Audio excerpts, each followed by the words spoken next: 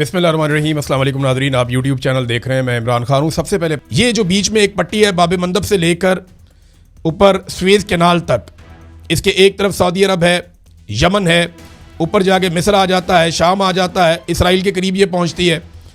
दूसरी तरफ जो है वो लीबिया भी आ जाता है, नीचे जबूती है और कुछ अफ्रीकी ममालिक भी हैं, सूडान है। तो ये बीच में जो समंदर है ना, ये बहीर अहमर है जो अफ्रीका को गल्फ़ के साथ मिलाता है। और यहाँ से ऊपर से जो नहर स्वीद है, वहाँ से जो यूरोपीय ममालिक का समंदर है, वहाँ पे चले जाते हैं जहाज़ लेकर। तो इसके ऊपर वो कह रहा है यमन के अब हम अटैक करेंगे। तो बाब मंदब भी अब ख़तरे में है और आबना हुरमुज़ पहले ही बंद है। तो ये नादरीन आप देख लें कि ये वाला एरिया जो है अब ये टारगेट होगा। इसको बहीर अहमर कहते हैं या इसको रेड सी कहते हैं, इसकी बड़ी इंपॉर्टेंस है। ईरान ने एक और ऐलान किया है कि वो अरब ममालिक जिनमें दुबई और कतर ख़ास तौर पर शामिल है, वो उनकी इंटरनेट केबल काट देगा।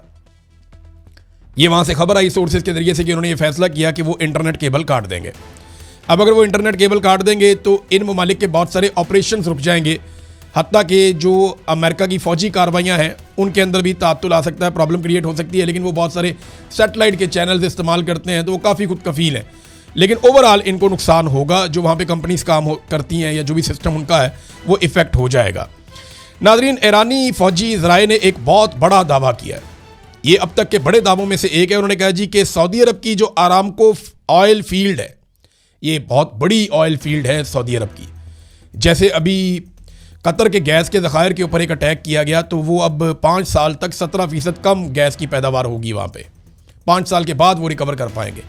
तो आरामको बहुत बड़ी ऑयल फील्ड है सऊदी अरब की। इसके हवाले से ईरान ने दावा किया है कि इसराइल आरामको के ऊपर हमला करने वाला है। और ये ईरानी दावा कर रहे हैं कि ये फॉल्स फ्लैग ऑपरेशन होगा, जिसके बाद सऊदी अरब को साथ लेकर पाकिस्तान के ऊपर अटैक किया जा सकता है। पाकिस्तान में गैस की किल्लत पैदा हो रही है, पेट्रोलियम मसनूआत जो है उनकी किल्लत पैदा हो रही है और ये प्रॉब्लम बढ़ता चला जा रहा है। देखिए, ईरान ने पाकिस्तान को रास्ता तो दे दिया है, लेकिन पाकिस्तान को माल कौन देगा, तेल और गैस कौन देगा? जब पाकिस्तान ईरान के साथ मामला बनाता है तो अरब ममालिक हमें माल नहीं देते। जब अरब ममालिक हमें माल दे दें तो वो कहते हैं जनाब आप लड़ाई के अंदर उतरें हमारे साथ मिलकर। उनकी डिमांड कुछ और होती है। और अगर आप लड़ाई में उतरते हैं तो जितना मर्जी माल हो आप उसको गुजारेंगे कहाँ से? आप नए हुरमुज़ बंद है। फिर अगर आप लड़ेंगे तो ईरान आपको रास्ता तो नहीं देगा। ये पाकिस्तान अजीबोगरीब सिचुएशन में इस वक्त फंसा हुआ है। नाज़रीन, जो तैयारे गिराए हैं ईरान ने, ख़ासतौर पर F-35 के गिरने की जो वीडियो जारी की है, उसका इम्पैक्ट ये आया कि जो अमरीकी कंपनी इसे बनाती है, ये दुनिया का सबसे फाइनेस्ट ज़बरदस्त जेट तैयारा है लड़ाका तैयारों में, F-35। स्टॉक मार्केट में लॉक हेड मार्टिन ये जो कंपनी है, इसके शेयर्स गिर गए हैं क्योंकि इनका तैयारा गिर गया है। यही हुआ था, राफेल के शेयर गिर गए थे आलमी मार्केट में जब 3 राफेल तैयारे पाकिस्तान के साथ लड़ाई में गिर गए थे पिछले साल मई के महीने में। तो इसी तरह अब जो है वो अमेरिकन कंपनी के साथ भी हुआ कि उनके शेयर्स गिर रहे हैं। अमेरिकन का नुकसान बहुत हो रहा है। वो रोज़ाना की बुनियाद के ऊपर लगभग $1.5 अरब खर्च कर रहे हैं इस लड़ाई में। $30 अरब से ज़ायद वो पैसा, अब तक जो इतलात आ रही हैं, लगभग $30 अरब के करीब वो खर्च कर चुके हैं। और पैसा बना कौन रहा है इस लड़ाई में? इस लड़ाई में अगर कोई पैसा बना रहा है ना, तो वो रशिया है। रूस बना रहा पैसा। रूस ने ईरान की जंग के आगाज़ से लेकर अब तक तेल की जो दरामद है, जो तेल वो पूरी दुनिया को दे रहा है, उसमें रूस ने 10 से 12 अरब डॉलर कम से कम कमा लिए हैं इजाफी। पहले भी पैसे कमा रहा था, अब ये इजाफी पैसे उसने कमा लिए हैं। तो ट्रंप और नेतन्याहू तो लड़ाई लड़ रहे हैं, वो तो अपने वसाइल झोंक रहे हैं लड़ाई में। उनको 200 अरब डॉलर उन्होंने और मांग लिए हैं। लेकिन इसमें पुतिन जो है वो वाज़े तौर पे फाते है।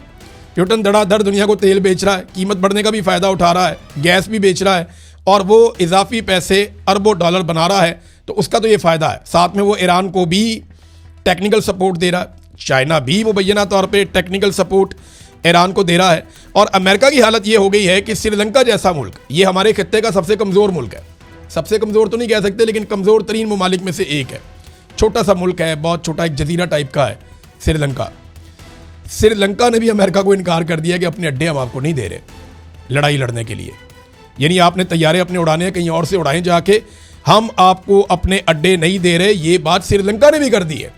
अब यहाँ से आप अंदाज़ा कर लें कि पाकिस्तान कितना कमज़ोर मुल्क है या हमारी हुकूमत कितनी कमज़ोरी शो कर रही है एटमी पावर होने के बावजूद, कि हम किसी मामले में भी अमेरिका को ना नहीं कर सकते। हम किसी मामले में भी अमेरिका को ये नहीं कह सकते कि हम ये नहीं कर रहे या वो नहीं कर रहे। वो जो अमेरिका में कहता है हम कहते हैं जी बिस्मिल्लाह। और श्रीलंका ने अमेरिका को इनकार कर दिया। एटमी कुव्वत भी नहीं है, कमज़ोर फौजी कुव्वत है, लेकिन इसके बावजूद उन्होंने कहा नहीं जी, हम अपने अड्डे आपको नहीं दे रहे। बरतानिया ने अपने अड्डे दिए हैं। देखें, ये मामला बड़ा ज़बरदस्त है। हुआ ये था, ये एक बरतानवी सहाफ़ी हैं जिन्होंने फेयरफोर्ट बेस की दीवार से कैमरा लगा के मनाजिर फिल्मा लिए कि जनाब तासुर तो ये दे रही है बरतानिया की हुकूमत के वो जंग का हिस्सा नहीं बन रही, लेकिन यहाँ से तो ऑपरेशन हो रहे हैं। और उन्होंने जनाब यानी बरतानवी वज़ीर आज़म कीर स्टारमर ने कहा था कि बरतानिया ईरान के ख़िलाफ़ जंग में शामिल नहीं है।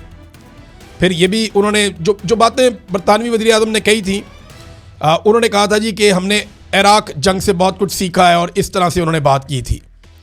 लेकिन अब उसके बाद जो है वो एक बरतानवी सहाफ़ी ने वो दीवार के ऊपर खड़े होकर वहाँ से उन्हें कैमरा लगा के तो दिखाया ये तो ऑपरेशन चल रहे हैं, अमेरिकन यहाँ से जाते हैं अपने तैयारे लेकर अटैक करते हैं। अब उसके ऊपर जो रद्दअमल दिया है बरतानिया ने, वो खुद तो ऑपरेशन में शामिल नहीं है। बरतानवी हुकूमत अब क्या कह रही है, एक तो देखें ईरान ने इसके ऊपर मजम्मत की है और वो इसको जारहियत करार दे रहे हैं, और ईरान ने इसके ऊपर सख्त रद्दअमल दिया है। तो ईरान का रद्दअमल ये है कि हम इसको जारहियत समझते हैं, जबकि बरतानिया ये कह रहा है कि हम सिर्फ जो दिफाई नुक्ता नज़र से कुछ चीज़ें हैं उसके लिए फैसिलिटी दे रहे हैं, हम किसी भी तनसीबात या सिविलियंस को निशाना बनाने के लिए फैसिलिटी नहीं दे रहे। अब देखिए, अमेरिका जब अटैक करता है तो वो फिर अमेरिका अटैक करता है ना, उसको पता है उसने किसको अटैक करना है, फिर आप पता तो नहीं कर सकते। इतने सारे जब तैयारे जाते हैं, इतनी बमबारी करते हैं।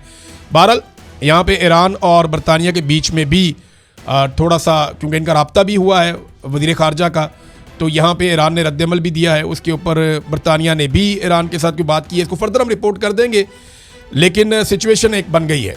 अब नाज़रीन, एक खबर मैं आपको जाते जाते और बताता हूँ, और ये खबर है इस्तांबुल से, तुर्की से। गुज़िश्ता रात इस्तांबुल की फातेह मस्जिद में तरावी की नमाज़ हो रही थी, और वहाँ पे बहुत बड़ी मिकदार में तादाद में नीचे लोग खड़े थे जो नमाज़ पढ़ रहे थे तरावी की, और ऊपर ख़वातीन मौजूद थी, ऊपर वाले हिस्से में वो वहाँ पे तरावी की नमाज़ पढ़ रही थी। तो ख़वातीन ने जो है वो अपने बहुत सारे स्कार्फ वो मर्दों वाले हिस्से के अंदर फेंकना शुरू कर दिए, उन्हें गैरत दिलाने के लिए, उन्हें गुस्सा दिलाने के लिए। इन ख़वातीन का ये कहना था कि वो इस तरीके पर अमल कर रही हैं जिस तरीके से एक दौर में सलाहुद्दीन अयूबी के सामने एक खातून ने अपना स्कार्फ फेंका था, और उन्होंने कहा था कि जब तक यरूशलेम सलीबियों के कब्ज़े में है वो सर उठाकर नहीं चल सकती। तो तारीखी रवायत के मुताबिक इस वाक़े ने सलाहुद्दीन अयूबी को सलीबियों को यरूशलेम से निकालने के लिए अपनी फ़ौज की तैयारियों में तेज़ी लाने पर मजबूर कर दिया था, और ये एक वाक़या हुआ था। उस तरह का वाक़या हुआ है, ये मनाज़िर भी हैं। ये ख़वातीन ऊपर से स्कार्फ फेंक रही हैं नीचे मर्दों वाले पोर्शन में, और मर्दों को गुस्सा दिलाने की, गैरत दिलाने की कोशिश कर रही हैं कि देखो तुम लोग क्या कर रहे हो। अब नाज़रीन, पाकिस्तान के अंदर जो मामला है, वापस वहाँ पे आ जाते हैं, ये बड़ा शदीद रुख इख्तियार करेगा। उलमा इकराम की क्रेडिबिलिटी का मामला आ गया। अब उलमा इकराम को बताना पड़ेगा वो कितने क्रेडिबल हैं, और आज तक उन्होंने मेंबर रसूल पे बैठ के जो तकारीर की हैं वो अपनी ज़ात को कितना उन तकारीर के मुकाबले में खड़ा कर सकते हैं। यानी बोलना तो बहुत आसान होता है ना, खड़ा होना बहुत मुश्किल होता है, बड़ी तकलीफ़ है इस रास्ते में। ये कांटों वाला रास्ता है, इसमें सेज नहीं है, इसमें तकलीफ़ होती है, इसमें अजियत मिलती है, इसमें तशद्दुद होता है, इसमें नींदें हराम हो जाती हैं, इसमें कारोबार तबाह हो जाते हैं, इसमें मफादात कुर्बान करने पड़ते हैं। देखते हैं कि मिंबर पे बैठ के वाक़या करबला सुनाने वाले मौलवी अब खुद खड़े हो पाते हैं या नहीं खड़े हो पाते, क्योंकि डांट डपट तो बहुत हुई है इनकी। अब तक के लिए इतनी, अपना ख्याल रखिएगा, अपने इस चैनल का भी। अल्लाह हाफ़िज़।